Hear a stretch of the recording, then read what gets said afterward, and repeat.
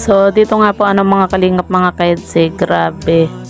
Ang dami palang nakapansin dito. So yan po yung ating pag-uusapan po mamaya mga kalingap mga kaedsi. Pero bago po natin ipagpatuloy ang video ito sa mga bago pa lang po sa ating munting channel, huwag po natin kalimutang suportahan ang ama ng Kalingap Kuya Val Santos Matubang at Kalingap Rap.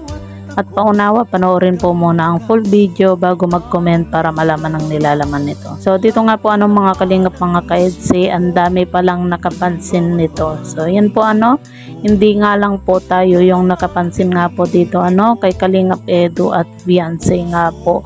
At talagang makikita po natin mga kalingap na itong si Kalingap Edu at Beyonce ay talagang bumublooming habang tumatagal, talagang nagiging blooming itong dalawang ito mga kalingap.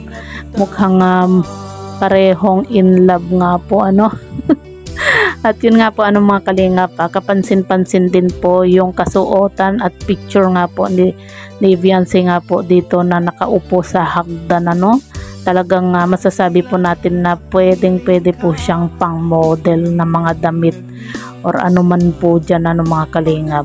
Kita nyo naman po grabe, napakasimple po ng kanyang pose pero napakadating nga po mga kalingap. At yan din po ang isa sa napansin nga po ng mga netizen yung itong si Beyonce nga po na magaling po siyang mag-pose at talagang pwede siyang maging model nga po mga kalingap. At yan nga po mga kalingap, grabe, 'di ba, kakapunta lang po nila sa Cebu at may nag-sponsor nga po sila sa pagpunta ng EDSI sa Cebu. At ngayon naman po mga kalingap ay may mag-i-sponsor na naman po sa kanila papuntang Japan nga po Grabe, napakaswerte po ng tambalang EDSI mga kalingap dahil talagang mga bigatin yung kanilang sponsor nga po mga kalingap. So yan po mga kalingap mga kaedsi, po yung masasabi nga po ninyo sa video ito, i-comment nyo lang po sa ibaba at babasahin po natin isa-isa.